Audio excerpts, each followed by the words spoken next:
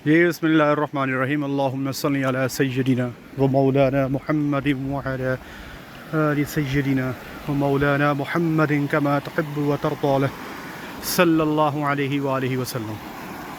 Check करें, आबशार, पानी चल रहा है, इर्द गिर्द पहाड़, और इस्लामाबाद से हार्डली 20 मिनट्स की ड्राइव, और यहाँ पे फार्मिंग बंदा करने जा रहा है। अभी पूरी जो है ना जी, बैठ के उनके साथ डिस्कशन हुई है। इमेजिन करें यार, कितना खूबसूरत इलाका है। हैं जी, यहाँ पर तो वैसे ही वलैती गाय का ना 2-2 किलो खून भी बढ़ जाएगा, 4-4 किलो दूध भी बढ़ जाएगा। रातें ठंडी, दिन का टाइम भी गर्मी है। इस वक्त 3:30 का टाइम है।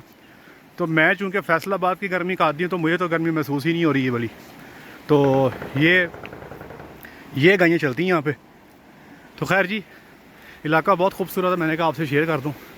अपना ख्याल रखें, दुआओं में याद रखें, 5 वक्त की नमाज़ बाजमात अदा करें। अस्सलामु अलैकुम वरहमतुल्लाहि वबरकातुहू।